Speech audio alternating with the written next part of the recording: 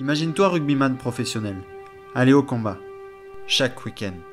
Imagine-toi faire carrière, visant dans le même club, connaître l'équipe de France, affronter le haka, 2 fois. Imagine-toi à chaque match, entendre les et les. Imagine-toi la pression des supporters, des médias qui après 80 minutes te remettent en question, tout le temps. Imagine-toi les doutes, les peurs, les blessures. Imagine-toi tomber, te relever, perdre, gagner, mais aussi te projeter dans une après-carrière, dans un nouveau métier. C'est ça, d'être Kélian Galtier.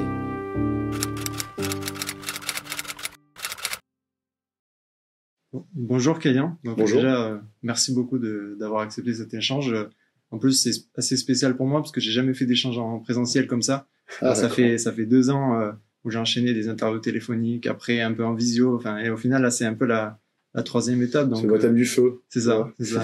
On va voir si le feu va brûler. Donc ouais, et puis en plus dans des locaux plutôt sympas, là, on a une petite végétation, un petit cadre sympa, avec l'ESG, parce que c'est l'ESG Sport Montpellier qui me permet quand même de réaliser cette interview. Donc merci beaucoup à eux. Et puis je mettrai un lien pour ceux qui sont quand même intéressés aussi dans ces études-là, parce que c'est un peu des nouveaux secteurs qui se présentent. D'habitude, je présente mes invités, j'essaie de détailler un peu pour les mettre en avant et tout, et je trouvais ça intéressant aussi de voir à l'inverse comment vous présentez. Comment je vous présente? Non, mais il y a moins de choses à dire. Mais non, vous, comment vous présentez quand on vous le demande? J'aborde évidemment tout d'abord mon côté rugby, forcément, parce que c'est ce qui a fait ma carrière. Donc j'ai commencé, je suis né ici à Montpellier, donc c'est ma ville natale, et j'ai eu la chance de jouer pour l'instant que dans ma ville natale.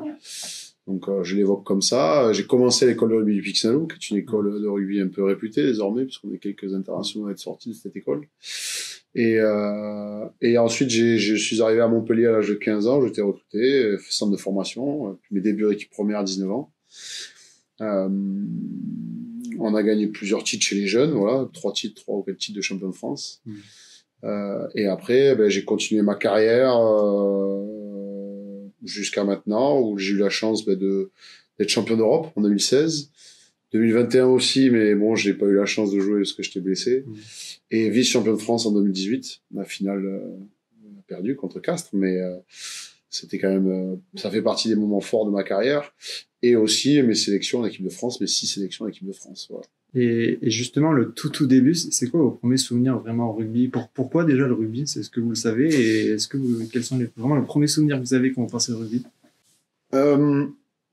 Alors, pourquoi le rugby? Déjà, je suis issu d'une famille de sportifs, quand même. Ma mère était prof de sport, et mon père a joué au rugby pendant longtemps. Ça aide un peu, déjà. Ça aide un peu, mais ils m'ont pas du tout poussé là-dedans, et encore moins mon père. J'ai vraiment fait beaucoup de sport quand j'étais jeune. J'ai fait de la natation, du judo, du tennis, du foot. Et en fait, je suis venu tout seul à l'âge de 10 ans. Alors, c'est à la fois très jeune et des fois un peu vieux, enfin bref. Et je m'y suis plu. Et il y a des souvenirs... Ouais, c'est vrai que j'ai souvenir de l'école de rugby où j'ai commencé, où j'étais de suite très bien accueilli. C'était un petit peu l'esprit du Pic Saint-Loup, c'était qu'on venait pour se faire plaisir. Tout le monde jouait, donc j'ai souvenir de nos entraînements sur le terrain du haut là-bas, qui est bon maintenant c'est plus au même endroit, mais et je venais jouer avec mes copains, quoi. Et donc ça c'était c'est mes premiers souvenirs de rugby. Je dis souvent en fait. J'ai aimé le rugby avec le Pic Saint-Loup. On m'a fait aimer, c'était voilà tout ce que ça peut comporter avec l'amitié, solidarité, ces fameuses valeurs. Et par contre, j'ai été formé à Montpellier. Voilà, c'est là que j'ai été formé à devenir professionnel.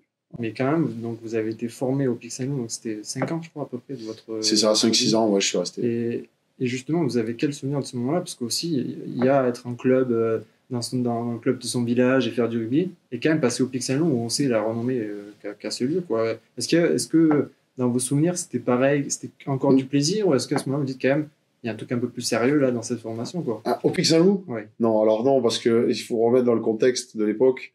Le Pic Saint-Loup était une petite école, c'était vraiment c'était un rassemblement de villages, parce que le Pic Saint-Loup c'est une communauté de communes, et c'était un rassemblement où c'est le voisin de mes parents qui avait fondé cette école et qui a été longtemps présidée après à mon époque par Catherine de Vautour, qui est une femme qui donnait une ligne à cette école de rugby, et c'était vraiment c'était un petit truc, quoi.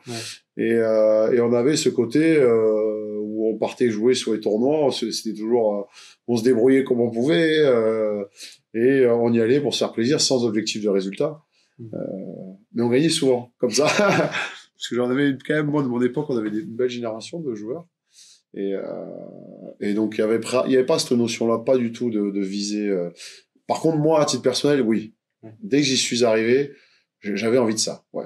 C'était pas l'esprit de l'école, mais moi, oui, je savais que j'aimais la compétition et j'avais envie de voir plus loin, quoi, déjà. Et du coup, c'est plus vers le MHR où ça devient un peu plus sérieux. Mais à quel moment le mot concurrence, vous le découvrez? C'est-à-dire le côté où, parce qu'au final, quand on est très jeune, il y a quand même une partie de gens qui ont des prédispositions, qui physiquement sont plus forts, sont plus rapides. Donc au final, ils prennent du plaisir, mais ils jouent, mais parce qu'ils sont forts, jeunes, entre guillemets. Et il y en a qui déjà de base commencent déjà sur le banc. Et au final, dans le monde professionnel, le mot concurrence, on est obligé de le connaître. Forcément, il y a, même s'il y a des joueurs talentueux, on le sait, dans le monde professionnel, ça peut aller super vite. À quel moment vous dites, OK, là, il y a le mot concurrence, à quel moment vous le découvrez vraiment, quoi? Bon, c'est vraiment ma bascule quand j'étais recruté à 15 ans à Montpellier. Ça a vraiment été la bascule parce que alors, on connaît il y a des sélections de repérage pour les départements, les régions, et plus on avance dans l'âge, puis ensuite les équipes de France jeunes. Donc déjà, ça commence à être abordé à ce moment-là, dans ces équipes-là. Et puis moi, quand je suis rentré à Montpellier, eh ben en fait c'est à cet âge-là, c'était un petit peu le recrutement de tous ces villages où on mettait les meilleurs. Montpellier récupérait les meilleurs jeunes joueurs de la région. Donc le mot concurrence commence là, puisqu'on commence à passer avec des entraînements plus intensifs. Pardon. Ouais. C'est là que j'ai commencé le sport-études, où on avait cette idée de s'entraîner plus pour progresser.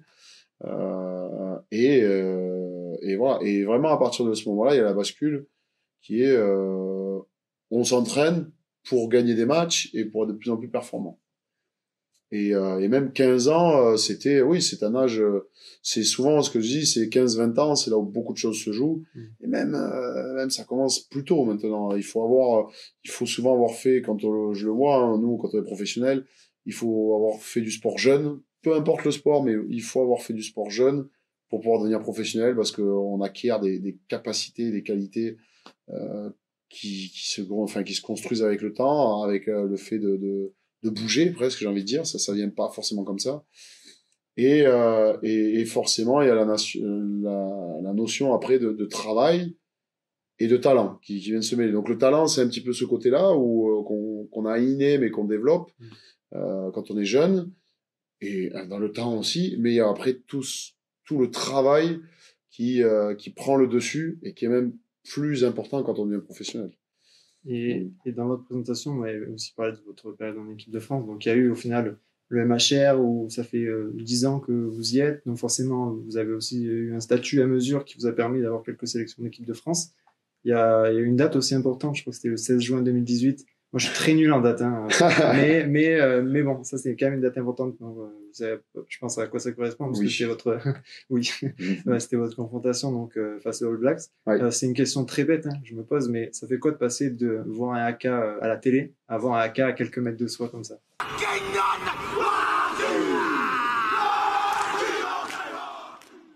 Alors, ça fait presque partie des anecdotes qu'on peut aborder, mais non, il y en aura d'autres. Je vais pas se la raconter là, mais ouais, c'est impressionnant parce que il y a ce mythe des All Blacks qui est ce sont les All Blacks, ils ont réussi à construire quelque chose de fort autour de c'est une marque presque. Et quand vous les affrontez, il faut les défier, il faut pas avoir peur de ça. Donc il y a toute une construction, on se dit non mais OK, mais on va pas se laisser faire. D'ailleurs, la France dans l'histoire a souvent essayé de défier un peu les AK et ça les a souvent aidés. Donc il y a cette notion-là et donc on se prépare, on est dans une préparation où et même après on a toute la préparation stratégique du match, donc on est concentré là-dessus. Quand arrive ce moment, moi j'étais en état d'esprit à me dire je suis pas impressionné par ça, je vais pas être impressionné par ça. Et alors c'est drôle parce que ça c'est effectivement ça s'est passé et comme moi j'ai eu l'occasion, j'ai joué 2 fois les Blacks. Parce que c'était une tournée, on jouait 3 matchs. Moi, on revenait de la finale, donc j'étais pas sur le premier match, mais j'avais joué les 2 derniers. J'avais pu comparer les deux. Et alors, c'est drôle parce que, donc, ce premier match, j'ai senti un AK qui était bon, voilà, qui était ce qu'il était. Ouais. J'avais pas été impressionné par ça. Comme je disais, peut-être je m'étais préparé à me dire non, mais on va pas se laisser faire. Et le match se passe, on prend un carton rouge, on joue à 14 contre 15, et on est dans le match, quoi. On est dans le match, on arrive à les secouer. Bon, malheureusement, on perd. Ouais. Mais on est vraiment dans le match. Moi, ça se passe très bien pour moi aussi. Et il s'était fait, excusez-moi du terme, mais pourrir par la presse là-bas en disant les Blacks n'avaient pas mérité cette victoire, ou du moins ils avaient été secoués alors qu'on était que 14. Et, enfin, la performance n'avait pas été bonne de leur part. Et la semaine prochaine, alors, on les a rejoués. Et là, par contre, le AK, c'était pas le même. Ouais. Et c'est drôle parce que j'ai réussi à voir la différence des deux. Et dès le début du match, ça a tapé plus fort, on l'a senti. On a réussi on rentre à la mi-temps à match nul. Mais bon, après on perd assez largement le match, mais j'avais senti la différence entre les deux AK. Je me suis dit là peut-être que ça va être plus dur, et effectivement ça avait été le cas. Donc c'est vraiment un truc que ça les motive aussi, ils s'en servent. Et tu vois, moi vous voyez, je suis en alternance depuis 1 an et quelques là, et en fait moi petit à petit, vu que je rentre un peu dans le monde professionnel, j'ai découvert un truc petit à petit, c'est que forcément on nous fait des remarques dans notre travail, etc. Et on connaît pas forcément ça à part des notes quand on est plus jeune, quoi. Et au final, même si je suis dans une bonne entreprise avec des gens bien, mais il y a forcément des remarques et en fait au début je le prenais personnellement. Il y avait vraiment ce truc un peu une période où il fallait s'adapter à la remarque, etc., à l'accepter. Et en fait, vous, en tant que sportif, vous êtes des personnalités médiatiques. Donc, en fait, c'est ça, mais en fois 10 000, un peu tout le temps, quoi. Même, ça dépendait des sports, de la médiatisation, etc. Et moi, je me dis, en fait, comment on fait, sachant que tout le temps, on est jugé, bon, sur nos performances, mais bon, quelque part, c'est le jeu. Parfois, même sur les en dehors, enfin, on est très vite jugé par des gens, journalistes ou même supporters qui ne connaissent pas, au final, qui savent pas si, quand vous avez fait un mauvais match, vous avez fait 10 heures de plus à l'entraînement. Enfin, ils voient pas ça derrière. Comment vous vivez avec ce côté-là où forcément vous êtes entre guillemets critiqué en bien ou en mal un peu en permanence, quoi? Alors déjà oui, vous l'avez bien dit, c'est que vous avez le droit. Moi je continue comme ça. Lorsqu'on devient un sportif professionnel, on devient des personnalités publiques. Oui, c'est vrai, à différentes échelles, hein, évidemment. Mais plus on a l'échelle, plus on est soumis à la critique. Et ça fait partie du boulot, on va prendre des remarques, très souvent d'ailleurs, et je pense qu'on le fait tous, on a tendance à les critiquer plutôt qu'à aussi constater ce qui est bien. Bon, mais c'est le jeu, c'est difficile, oui, c'est difficile à vivre. Il faut réussir à entendre les critiques qui peuvent être justes. Maintenant, dans l'ensemble des critiques qu'on peut recevoir, notamment avec les réseaux où aujourd'hui on est un petit peu plus entre guillemets accessible virtuellement parlant, il faut quand même réussir à filtrer, voilà, à ne pas tout écouter, moi pour ma part par exemple, oui, j'ai longtemps affecté, c'est pas le mot, mais oui, regardez, on se dit, on est touché. Bien sûr qu'on est touché, évidemment. Et là, vous regardez plus? J'ai coupé les médias et j'ai coupé les réseaux sociaux. Ouais, alors, j'ai gardé un ou deux, mais vraiment les principaux, j'ai coupé. Ouais. Parce que en fait, je suis arrivé à un moment où je me suis dit, ça vous apporte rien. Ouais, finalement, ces remarques ne m'intéressent pas, mais j'ai pas besoin d'avoir ça. Après, comme je dis, c'est le jeu aussi. On aime aussi le sport professionnel pour la notoriété que ça amène quand même, malgré tout. Enfin, dans le sens où on rentre sur un terrain parce qu'il y a du public. On rentre sur un terrain parce qu'on se fait applaudir, parce que des gens viennent pour nous regarder, viennent parfois pour admirer ce qu'on fait, parce qu'on est des intermittents du spectacle presque. Et on aime ça, évidemment qu'on aime. Et comme dans la compétition, on adore gagner, on déteste perdre. Et quand les supporters, c'est pareil. Quand ils perdent, ils ont ce sentiment qu'on déteste, et donc c'est compréhensible d'avoir des critiques lorsqu'on n'est pas bon. C'est vraiment le jeu. Après, il faut réussir à chacun trouver son degré d'acceptation. Mais pour ma part, ouais, voilà, j'accepte ça, et après je passe mon chemin si j'ai pas besoin de le regarder, quoi. Et après il y a un autre truc aussi quand même, c'est donc la blessure, et au final je trouve.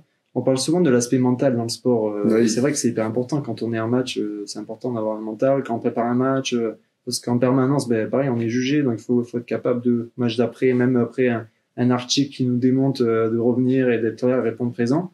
Et au final, je trouve que dans la blessure, il y a le truc où, en fait, quand vous êtes en match et quand vous vous préparez, il y a ce côté mental, mais quand vous êtes blessé, il y a aussi un mental qui est nécessaire parce que du coup, vous êtes isolé, parce que, bah, vous souffrez quand même, il y a de la souffrance physique. Souvent, on dit, tel joueur est absent 7 mois. Mais en fait, nous, on se dit juste, bon, ok, il revient en janvier, mais on se dit pas, mais qu'est-ce qui se passe pendant ces 7 mois où le mec va faire la rééducation, où le mec, des fois, est amené à même bouger pour faire sa rééducation et limite être tout seul, où le gars voit même plus son groupe et ses coéquipiers qui, des fois, sont des amis. Enfin, il est vraiment isolé. Donc, pour moi, en fait, on néglige un peu ce côté mental pendant la blessure qui est importante. Comment vous avez appris à gérer? Parce que vous avez, malheureusement, comme à peu près beaucoup, tous les athlètes, les blessures, comment vous apprenez à gérer? Est-ce que petit à petit, on devient meilleur, entre guillemets, dans cette période-là pour peut-être revenir plus vite, quoi? Je crois pas. Enfin, c'est toujours pareil. On le gère tous de différentes façons, mais c'est très dur dans le sens où il y a deux choses. C'est que déjà, on est plus dépendant. Quand on est blessé, on ne maîtrise plus les choses. C'est-à-dire qu'on est dans l'attente ou du moins beaucoup moins. Parce que quand on est blessé, il y a des temps de rééducation où le corps se rétablit seul et on peut essayer de favoriser du mieux qu'on puisse, mais on a ce sentiment de pas contrôler les choses. Et en tant que sportif, quand on est sur un terrain, ce qui est bien, c'est que c'est l'aire de jeu qui compte. Les gens autour ne changeront rien. Et notre sport, c'est 15 contre 15 et c'est ce que je vais faire contre l'adversaire qui va déterminer si je vais gagner ou pas. Quand on est blessé, on n'a pas ce truc-là. Donc déjà, on a ce sentiment d'être impuissant. Et presque au-delà des trucs, quand on est au-delà, enfin encore plus, c'est que quand on n'est pas sur le terrain, c'est notre essence. On est là pour ça. Donc on se sent un peu inutile. Et ça, c'est dur à vivre. C'est vraiment dur. C'est vrai qu'on est en dehors de la lumière, entre guillemets, et on est un peu à l'écart, à l'oubli. Et c'est compliqué à vivre, mais c'est comme tu l'as dit, ça fait partie du jeu. On est tous amenés à un moment donné, plus ou moins, à connaître la blessure.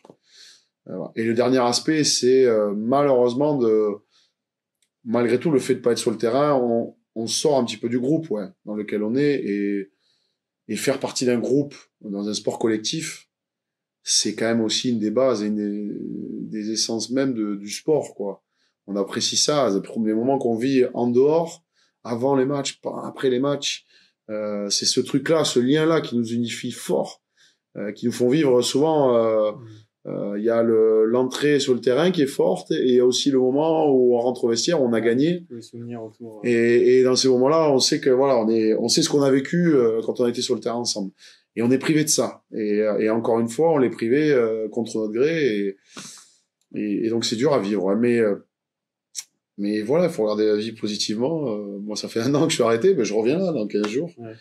Et ça va bien se passer, c'est cool. La période est passée. Et puis il y a des hauts et des bas comme dans la vie, c'est comme tout. Et presque on pourrait finir sur ça.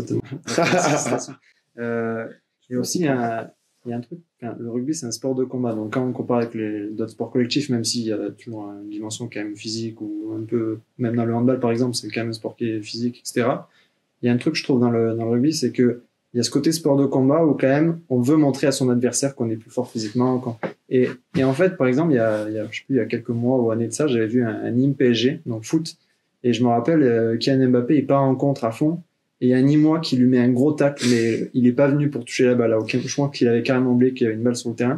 Il lui a découpé les jambes complètement. Et Mbappé, en fait, il a un peu roulé parce je pense qu'il a eu mal et peur. Et il s'est relevé un peu de nerfs et il est arrivé, il a poussé par terre. Je sais pas s'il a pas pris un jaune ou un rouge. Même le Nîmois a pris un rouge, il me semble.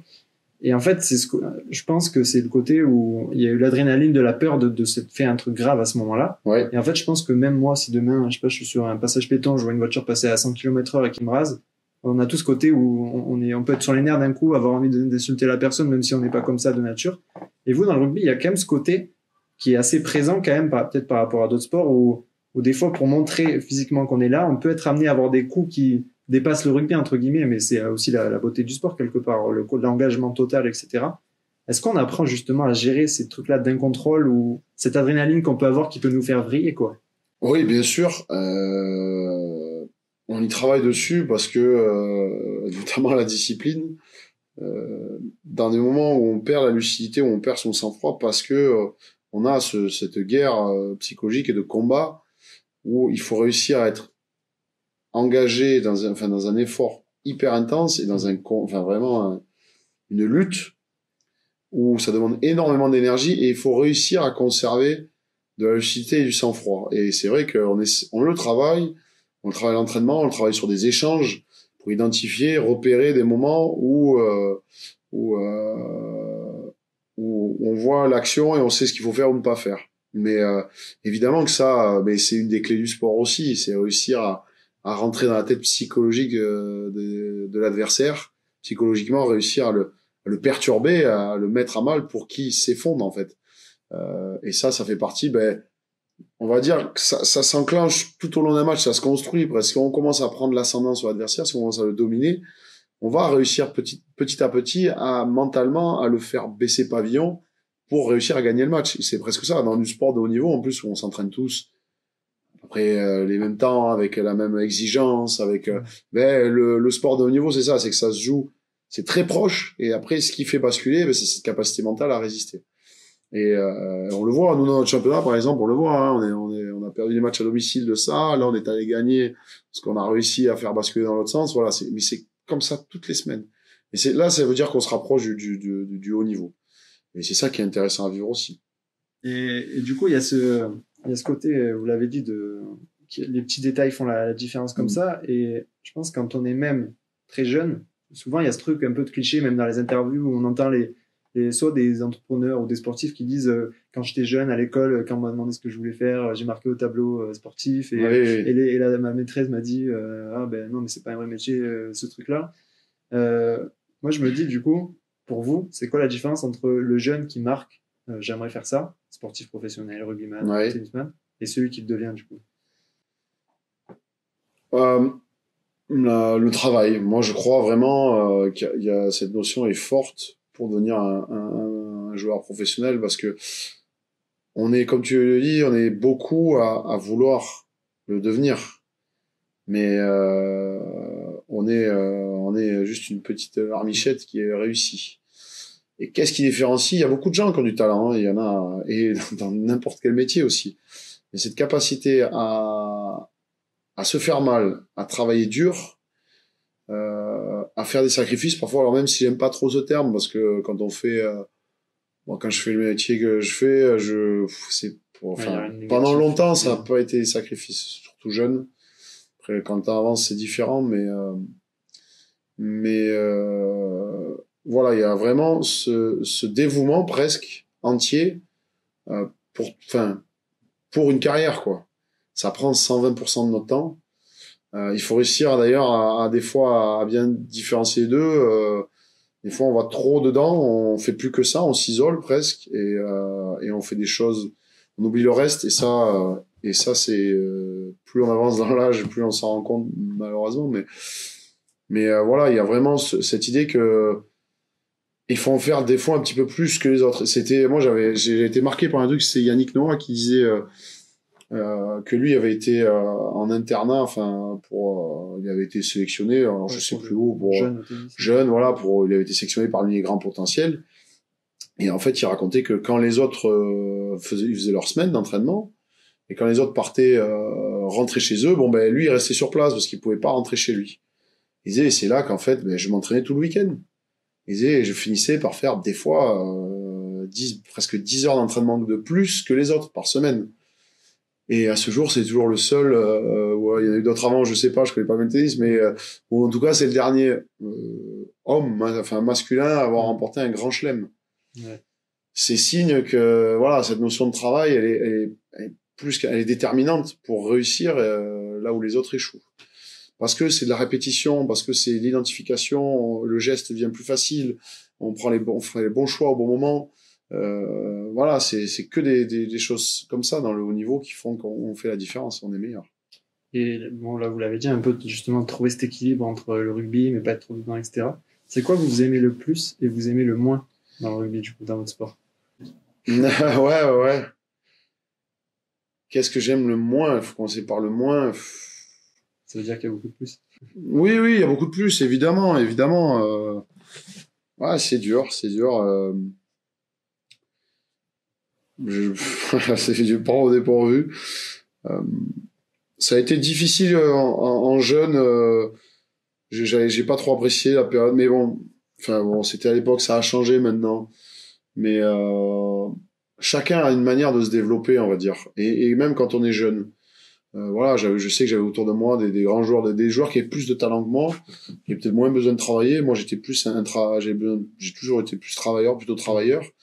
Et quand on est en jeune, on nous met un petit peu tous dans le même paquet. Et on va souvent plutôt valoriser ceux qui ont du talent et délaisser un petit peu ceux qui ont cette notion de travail. J'avais pas trop apprécié cette période parce que heureusement, j'ai croisé dans ma carrière, chez les jeunes notamment, des entraîneurs qui m'ont fait confiance, qui ont cru en moi.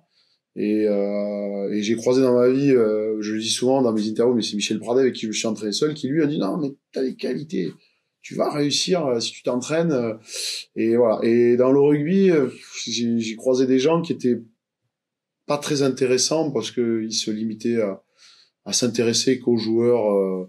Le sportif. Ouais, ou qui leur plaisait le plus parce que c'était le meilleur à ce moment-là et qui allait peut-être les faire rayonner un petit peu. Et du coup, ils s'intéressaient pas. Quand on est éducateur, notamment chez les jeunes, on est là pour transmettre à ces adolescents parce que on est passionné. Si on devient professionnel, c'est parce qu'on est passionné. Donc il faut un peu mettre l'ego de côté et réussir à aider tout le monde. Alors, c'est une période que j'ai pas forcément trop apprécié ces sélections. Alors pas, je parle des régionales, hein, parce qu'en équipe de France après, et quand je suis arrivé au Pôle France, ça a d'ailleurs été un moment où qui m'a fait basculer vers le professionnalisme. Mon année au Pôle France, et là, j'ai eu des gens de confiance, des gens qui m'ont beaucoup transmis, qui m'ont beaucoup apporté, que ça m'a aidé sur toute ma carrière. Et j'ai beaucoup plus aimé cette période-là, ouais. Et donc après, le bien, bon, le mal, oui, le mal, il y en a aussi, il faudrait que j'y réfléchisse, mais il y en a d'autres. Mais j'ai pas aimé de perdre une finale, je l'ai pas aimé du tout. Ça a été dur, mais ça fait partie du jeu. En bien, ça sera, je garderai dans ma tête, j'ai croisé des personnes incroyables. Franchement, qui m'ont tellement apporté, qui sont des amis, et je crois que j'ai aimé ça dans ce sport. Parce qu'évidemment, oui, le terrain, c'est tout, mais je crois que c'est ce qu'on vit à côté aussi qui est fort. Et j'ai croisé des personnes formidables que j'aurais pas croisé si j'avais pas fait ce métier-là. Alors peut-être j'en aurais croisé d'autres. Mais en tout cas, dans ce milieu-là, j'ai eu la chance de rencontrer des gens super. Et justement, on parle du rugby, mais il n'y a pas que ça, il y a le hors-rugby, etc. Oui. Et il y a un peu un mythe ou réalité, on ne sait pas à quel point, c'est le truc de la troisième mi-temps. Et en fait, je trouve ça, non mais il y a un peu des deux, parce que quand même, des fois, je me dis, c'est vrai que à la limite, c'est important. Enfin, il y a le truc de dire le troisième mi-temps, se démonter et juste dire, bon, il y a le troisième mi-temps, à l'après-match, etc. Et c'est important, ce truc-là, d'être ensemble et tout ça. Et moi, je me dis, quand même, le rugby, de plus en plus, quand même, est professionnalisé. On a un championnat qui est quand même un championnat reconnu à l'échelle du rugby. Ouais. Et au final, vous êtes des athlètes, quoi. C'est-à-dire que, enfin, ça se voit que vous faites du rugby, quoi. À un moment donné, vous êtes, voilà, on voit qu'il y a des entraînements, vous l'avez dit, il y a un nombre d'heures quand même, il y a un travail qui est imposé pour viser l'excellence, pour viser les titres derrière, etc. À quel point il est présent ce truc de troisième mi-temps, à quel point c'est possible d'aller les deux, à quel point ça existe, quoi. Bon, il y a un peu ce mythe de la troisième mi-temps dans le rugby, mais qui existe quand même. Je crois beaucoup dans le sport collectif que la cohésion d'une équipe est primordiale pour réussir. Et encore plus dans le nôtre, où si on est 15 sur un terrain, je pense que c'est un des sports où on est le plus nombreux.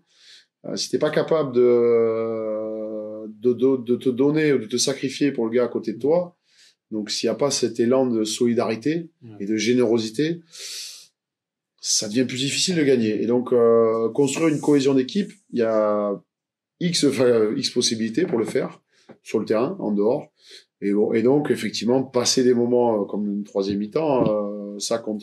Mais au-delà de ça, la troisième mi-temps, c'est pas forcément finir En croix, c'est pas le truc. Mais on est dans ce moment où, comme j'ai dit tout à l'heure, lorsqu'on gagne, bon, qu'on perd aussi, mais lorsqu'on gagne, on est dans un instant où, enfin, on profite, qu'on s'est entraîné dur pendant, généralement, nous, toute une semaine. Et quand on arrive au bout, qu'on a la victoire, c'est un moment de relâche où on est content. Où on peut prendre le temps de profiter, quoi. Parce que le lendemain, c'est déjà fini. Et c'est ça qu'on appelle presque la troisième mi-temps. C'est même pas forcément de finir mort. Non, c'est de partager avec les autres ce moment où on est content ensemble, quoi. Et ça, c'est cool. Ça, c'est un moment fort. Ça fait partie, c'est une des raisons aussi pour laquelle on fait du sport, quoi. Et justement, ce truc-là, parce que c'est vrai que vous êtes quand même, je me demande, ouais, c'est une bonne question par rapport au sport collectif. Je sais pas s'il y a des sports où il y a vraiment plus de personnes, entre guillemets. Mais, et justement, moi, je me dis, enfin, au final, quand on regarde un peu, même dans quel que soit le sport, ceux qui souvent ont des titres à la fin, je pense que c'est au final, enfin, comparé même au foot, il y a un nombre d'équipes incroyables qui peuvent gagner la Ligue des Champions. Il y a toujours ce truc de dire, oui, mais ça fait des années qu'il la cherche avec le PSG, par exemple, qui la vise et qui n'arrive pas à l'avoir. Et au final, on voit que souvent, ceux qui gagnent au bout, c'est ceux qui sont hyper soudés, qui ont créé un vrai truc sur une année. Est-ce que dans le rugby, justement, en dehors de ces moments après match où vous êtes ensemble, parce que forcément, vous êtes au même lieu, au même moment, il y a des choses mises en place aussi bien entre vous spontanément que le club pour tisser ces liens-là en plus du sport, quoi. Oui, oui, on essaye, souvent entre joueurs ou même le staff, des membres du staff, essayent de, vous voyez, nous, cette année, par exemple, notamment par les prépas physiques qui mènent ça, mais ils ont fait un petit team challenge qui essaie de tenir sur toute l'année. Donc on fait des petites activités où on se challenge. Donc on est divisé en 4 équipes et voilà, ça fait partie de ces trucs de cohésion. Nous entre joueurs, on essaie de s'organiser de temps en temps des repas en dehors du cadre. Je pense que les clubs en tout cas qui favorisent ça amènent un petit plus à la réussite. Alors évidemment que c'est un détail, on va dire que c'est la cerise sur le gâteau. Tout ce qui compte d'abord, c'est, on revient à ce que je disais, le travail, le terrain, l'entraînement, le talent. Ça c'est la base et on réussit pas sans ça. Mais en tout cas, tous ces à côté qui viennent aider, ouais, ça compte. Ouais, tu l'as dit, on voit souvent les équipes qui gagnent, ces équipes qui vont être complémentaires. Donc il faut, pour qu'elles soient complémentaires, il faut connaître les hommes. Il faut connaître les hommes qui font cette équipe, savoir comment ils fonctionnent, savoir lesquels ne vont pas aller ensemble. Parce qu'après, il y a eu des équipes où les mecs ne s'aimaient pas, hein. Par contre, ils étaient complémentaires. Et ils se respectaient et ils disaient non mais je sais qu'on va gagner parce que il fera le taf et il va faire le taf que moi je ne sais pas faire. Mais pour réussir ça, il faut connaître les mecs. Si on ne connaît même, si on ne sait même pas comment on s'appelle dans une équipe, alors qu'on passe 10 heures par jour ensemble, moi j'exagère, mais c'est pas loin. Parce qu'il y a quelque chose qui va pas quand même. C'est qu'on est, il manque quelque chose, voilà. On ne s'intéresse pas à l'autre. Et c'est comme dans la vie, si on ne tient pas compte de ce que ressent l'autre, c'est qu'on se trompe. Voilà. Et la suite d'une carrière, forcément, il y a ceux qui n'ont pas réussi à être professionnels et ils sont réinsérés professionnellement. Et puis de plus en plus, et on en parle de plus en plus d'ailleurs, je trouve dans les actualités, c'est le sujet de la reconversion. Oui. Déjà, moi je me demande, vous par exemple, à quel moment ça vous a effleuré l'esprit la première fois? Est-ce que vous en parlez même entre vous? Est-ce que même le club vous aide, vous accompagne? Est-ce qu'il y a des choses mises en place? Alors, à titre personnel, moi, j'ai fait Montpellier Business School et donc j'étais formé. J'ai toujours voulu avoir ce projet. Mes parents m'ont incité aussi quand j'étais jeune. Et même, ça m'a aidé parce que je sortais un peu du cadre du rugby. Quand vous restez trop focalisé sur un seul univers, c'est à un moment donné, on vit enfermé, on est toujours les mêmes idées. C'est comme quand on a la tête dans le guidon. Des fois, c'est bien de reculer un petit peu pour avoir un horizon un peu plus large. Donc, c'est pour ça que j'ai toujours voulu avoir autre chose à côté. Ça a été dur parce que cumuler les deux, ça demandait encore plus de temps. Et j'étais déjà à 120% sur le rugby. Il en fallait un peu d'autres pour le MBS. Bon, c'était compliqué, mais ça s'est bien passé parce que j'étais diplômé et j'ai réussi. Voilà, j'ai senti avec le temps, je me suis commencé à me construire comme entrepreneur, à ouvrir d'autres trucs, d'autres projets pour continuer dans cette ligne-là. Mais ça, c'est une décision que j'ai prise, que j'ai souhaité faire. Et il y en a beaucoup d'autres qui le font Et notamment quand on arrive à un âge comme le mien où on sent bien que la fin de carrière arrive et que on a passé longtemps à faire ce qu'on fait, c'est très bien, mais on a envie de basculer vers autre chose aussi. Donc les gens se forment plus à ce moment-là, même si quand on est jeune on est obligé de se former, mais on n'a pas encore ce recul à se dire c'est dans longtemps, donc on se forme mais pas. Et là quand on arrive à la fin, on a plus cette notion peut-être d'urgence, je sais pas si c'est le mot, mais en tout cas se tourner vers autre chose, parce que quand ça s'arrête, il faut avoir des projets, sinon la vie est longue encore après, hein, après le sport. Et puis alors oui, il y a forcément des organismes qui sont en place pour. Après les clubs, oui, ils vont aider, mais bon, ce qui les intéresse dans un club, ce qui va le plus les intéresser, c'est l'athlète. Ce qui se passe après, bon, ça les regarde moins. Donc forcément, c'est logique aussi. Hein. Donc souvent, c'est pas forcément par le biais du club qu'on va passer. Ça peut, hein, c'est pas ce que je dis, mais voilà. Et là, mon média actuellement, il a changé de nom, il y a pas longtemps. Il s'appelle JVY. Donc c'est grosso modo des abréviations de je vais y arriver que je me m'étais mis en tête il y a très longtemps. C'est pas lié dans ce cadre de média, c'était très personnel au départ. Vous, si vous aviez un conseil à donner à une personne qui doute, sachant qu'en tant qu'athlète, on est tout le temps remis en question. Oui. Donc forcément, vous êtes quand même bien placé, je trouve, en tant qu'athlète pour aussi peut-être donner un conseil qui vous vient. Vous direz quoi? Que s'il n'y a pas de doute, c'est qu'il y a un problème en fait. Tout le monde doute. Tout à l'heure, tu parlais de la peur, par exemple. La peur est le plus gros moteur de l'esprit. C'est quand on a peur qu'on fait des choses qui nous poussent à faire des choses incroyables en fait. Et le doute, c'est pareil. Si on ne doute jamais, c'est qu'on se remet pas en question. C'est qu'on est trop sûr de soi. Et on est et personne n'est le meilleur. Enfin, si, il y a eu Usain Bolt qui a été le meilleur pendant longtemps, mais enfin, à un moment donné, on n'est plus le meilleur. Et c'est normal d'avoir des doutes. Et par contre, faut évidemment pas se faire emprisonner par ça et se mettre à baisser la tête. Non, c'est pas ce que je dis. Par contre, avoir à un moment donné de la peur et du doute, c'est que aussi on se remet en question et c'est bon et ça va nous faire avancer. Donc il faut en avoir, il faut pas en avoir peur. Il faut avoir confiance en soi, mais c'est normal d'en avoir. Voilà. Donc moi je dirais non, au contraire. Souvent, on va avoir des moments où on va visualiser, il va y arriver, on va sortir du trou. Parce que moi, en plus, je suis dans une période comme ça où j'ai connu beaucoup de bas, mais il faut réussir à rester positif. C'est la pensée positive. Dire bon, non, ok, aujourd'hui c'est comme ça, mais demain ça va être mieux. Et puis on va faire en sorte. Je vais continuer à travailler pour réussir à sortir de ce moment peut-être difficile. Mais c'est normal en tout cas. Voilà. Bon, ben merci beaucoup déjà d'avoir pris le temps de cet échange, c'était vraiment cool. Avec plaisir. Et en plus, on finit bien, parce qu'on a le MHR qui du coup nous a accompagnés, nous fait ce petit honneur-là en plus de... Ah ben oui, moi en tant que parrain en plus de l'ESG. Ouais, en tant que parrain de l'ESG, depuis ça fait un an, mais en tout cas depuis cette année. Il y a une bougie à fêter là. Ouais. On la soufflera, Du coup, on va organiser un jeu concours avec le MHR. Donc bon, ça se passera sur mon Instagram. Donc c'est Hugo Roure-JVY. Et du coup, il y aura votre beau maillot dédicacé. Les mecs, pour le nom, je mets juste ma dédicace. C'est déjà pas mal. Hein. Voilà.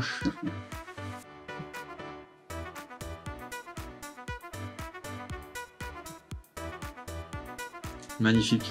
Et voilà. Bon, merci beaucoup. Merci à toi. Cette vidéo est terminée, j'espère qu'elle t'a plu. En tout cas, si c'est le cas, je t'invite à mettre un like, un commentaire ou même t'abonner si tu veux suivre les prochaines aventures, les prochaines interviews. En tout cas, nous, on se retrouve bientôt. Ciao, ciao.